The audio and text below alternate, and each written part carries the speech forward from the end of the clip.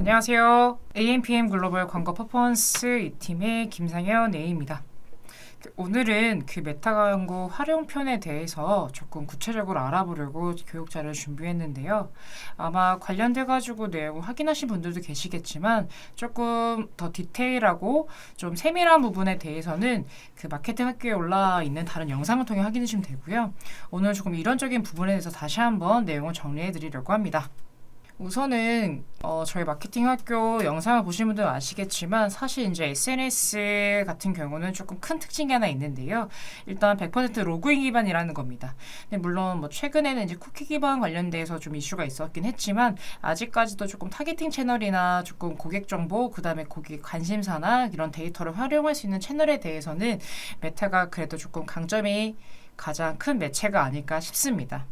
꼭 이제 지금부터는 이제 단순 오디언스 타겟팅뿐만 아니고 메타가 가지고 있는 세 가지 타겟팅에 대해서 조금 설명을 해드리려고 하는데요. 크게 메타는 세 가지의 타겟으로 구분이 되어 있습니다. 먼저 첫 번째는 핵심 타겟입니다. 이 핵심 타겟 같은 경우는 기본적으로 메타 비즈니스에서 설정하게 되는 초기 설정 값인데요. 그러니까 우리가 이제 광고를 시작할 때 이제 원하는 타겟을 설정하시게 되는데, 기본적으로 이제 성별, 그다음에 연령, 지역, 관심사, 혹은 그에 따른 행동 등 광고를 기본적으로 시작할 때 노출하고자 하는 정보를 세팅하는 첫 단추라고 봐주시면 될 것 같습니다. 예를 들어서 저희 이제 브랜드가 남성 기초 화장품이라고 봤을 때에는 타겟이 아무래도 이제 남성일 거고, 이제 연령 같은 경우는 이제 뭐 20, 30, 40 세대까지 조금 연령과 성별을 설정할 수가 있겠죠. 이제 그거 외에도 이제 여성 기초 화장품 라인이다라고 하면은 이제 2030 세대 여성이 될 수도 있고, 나아가서 이제 뭔가 뷰티 안티 에이징 상품이다라고 한다고 하면은 20대 초반 분들도 물론 관리하시긴 하지만 주요 코어 타겟 같은 경우는 아무래도 이제 30대 이상의 여성분들이 되시겠죠. 여기에 따라서 기본적으로 핵심 타겟을 설정하신 다음에 광고를 이제 진행하시게 되면은 이제 광고를 통해서 이제 데이터들이 많이 누적하게 됩니다.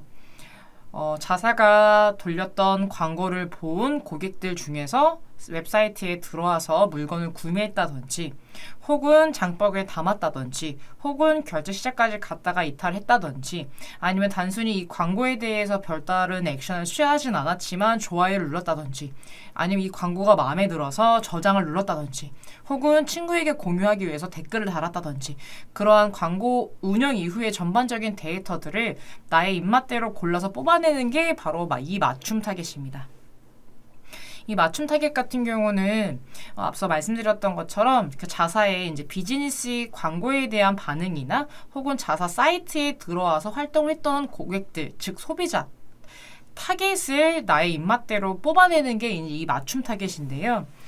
당연히 이제 광고를 통해서 행동 보였던 데이터들은 별도의 픽셀이라는 그 데이터 스크립트를 설치하지 않아도 사실 뽑아낼 수 있는 부분이긴 하거든요.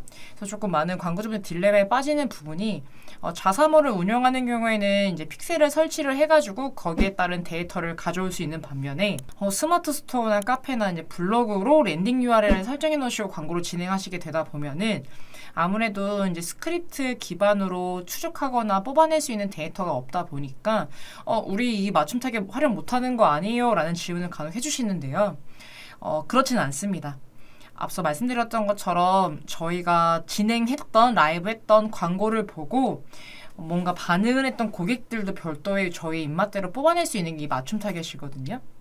그러니까 저희 광고를 저장을 눌렀거나 좋아요를 눌렀거나 댓글을 눌렀거나 혹은 클릭을 했거나 이런 광고에 따른 반응에 대해서도 맞춤 타겟으로 설정할 수가 있기 때문에 굳이 이제 픽셀이나 스크립트 설치를 진행하지 않아도 맞춤 타겟 생성은 가능하다는 점 말씀을 드리고 싶고요. 근데 사실 이 맞춤 타겟을 제대로 활용하기 위해서는 아무래도 실제로 구매를 했다든지 자사 홈페이지에서 어떤 액션들을 했던 고객들을 타겟팅하는 게 훨씬 더 조금 전환율을 높이거나 조금 유의미한 데이터를 뽑아낼 수 있는 부분은 맞죠. 이거 말고도 제가 지금 이커머스로 예시를 들었는데 이런 경우도 있습니다. 보통은 이제 상담 신청을 하거나 이제 문의를 남기거나 이제 컨설팅을 의뢰하는 경우에는 조금 결이 다를 수가 있습니다. 보통은 이제 이 맞춤 타겟 에서 그 잠재 고객 양식이라고 있는데요. 페이스북에서 이제 광고를 진행할 때 자사 홈페이지가 없어도 상담 신청이나 문의를 받을 수 있는 그런 광고 형태가 있는데 그게 바로 이제 그 잠재 고객 양식 캠페인입니다. 그 캠페인 같은 경우는 그냥 그 인스타그램이나 페이스북 안에서 뭔가 광고를 보고 상담 신청을 남기고 싶다라고 하면은 문의하기 혹은 더 알아보기 버튼을 눌렀을 때 상담 신청을 문의를 남길 수 있는 팝업이 하나 뜨는데 그게 이제 메타 플랫폼 안에서 모든 게 이제 데이터가 수집이 이루어지다 보니까 이런 거 같은 경우는 맞춤 타겟 조금 유의미하게 쓸 수가 있죠.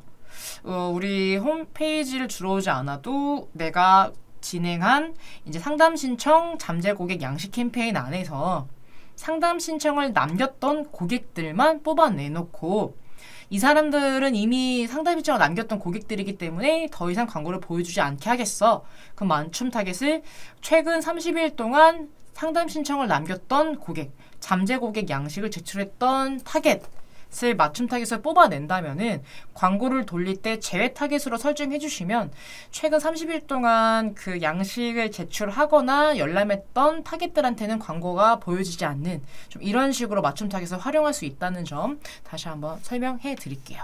같은 설명인데 예를 들어서 인스타그램 스폰서드 광고를 보고 공유하기를 누르거나 댓글을 달았던 타겟에게 다시 한번 광고를 보여주고 싶다거나 이제 이건 다른 부분이죠. 이제 자사 웹사이트에 유입된 이후에 장바구니에 물건을 담았지만 구매하지 않은 타겟에게 다시 한번 세일 소재에 노출한다거나 그러니까 우리가 원하는 타겟에게 원하는 소재를 보여주고 싶을 때 주로 이 맞춤 타겟을 많이 활용하고 있고요. 이 데이터 자체를 원활하고 원만하게 사용하기 위해서는 이제 픽셀 설치를 조금 권장드리고 있는 편입니다. 이렇게 이제 핵심 타겟 같은 경우는 기본적으로 광고를 시작할 때 단계라고 본다면은 맞춤 타겟은 광고 이후에 추가적으로 활용할 수 있는 이제 새로운 전략이 되는 것이죠. 여기서 나아가서 유사 타겟이라는 개념이 있는데요. 유사 타겟 같은 경우는 처음부터 만들어낼 수 없는 타겟인데 이 맞춤 타겟의 확장판이라고 봐주시면 될 것 같습니다. 이제 맞춤 타겟은 앞서 계속 말씀드리고 있었지만 우리 광고를 보고 반응했던 고객들을 입맛대로 뽑아내는 게 이 맞춤 타겟이었다면 유사 타겟은 맞춤 타겟과 유사한 성향을 갖고 있는 타겟을 다시 한번 2차적으로 추출하는 과정이라고 봐주시면 되는데요. 예를 들어서 인스타그램 광고를 보고 공유하기를 눌렀던 타겟과 유사한 타겟을 뽑아내고 싶어 하면은 그 타겟을 가지고 유사 타겟을 확장시켜 주시면 됩니다. 이게 보통 비율 같은 경우는 약 0에서 그 10%까지 비율이 있는데 0과 가까워질수록 관련성, 즉 유사성이 높아지고 0에서 멀어질수록 유사성이 조금 커지는 0%면 가까워지고 이제 10%까지 올라가게 되면은 이 유사성은 떨어지지만 이제 떨어진 만큼 규모 자체는 커질 수밖에 없죠. 당연히 유사성이 높을수록 그 규모나 집단은 작을 수밖에 없지만 훨씬 더 유사도가 높은 편인 거고요. 유사성은 떨어지지만 규모가 커질수록 집단 자체는 타겟 범주는 커지기 때문에 적절하게 배합해서 진행해 주시는 걸 추천드립니다. 앞서 말씀드렸던 이 세 가지 타겟 방법을 활용한 성공 사례에 대해서 좀 추가적으로 말씀을 드리자면요. 기본적으로 해당 업체 같은 경우는 이간 전에 로아스가 약 49% 정도밖에 되지 않던 상황입니다. 별도의 타겟이나 소재 관리 없이 그냥 기본적인 세팅으로만 진행됐던 상황이었고요. 이제 이후에 이제 광고 소재별로 카테고리도 분류하고 이제 단순히 핵심 타겟, 맞춤 타겟 설정뿐만 아니라 맞춤, 유사 타겟까지 믹스하고 확장하면서 광고를 진행했고 최종적으로 이제 로아스 같은 경우는 5% 이상 까지 이제 조금 효율을 개선시킬 수 있었던 부분이 있었습니다.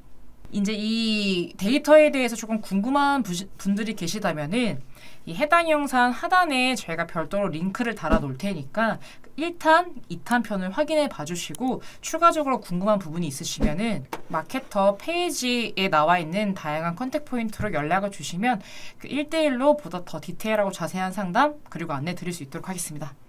이상 타겟 3가지에 대한 설명 교육 오늘 마치도록 하겠습니다. 감사합니다.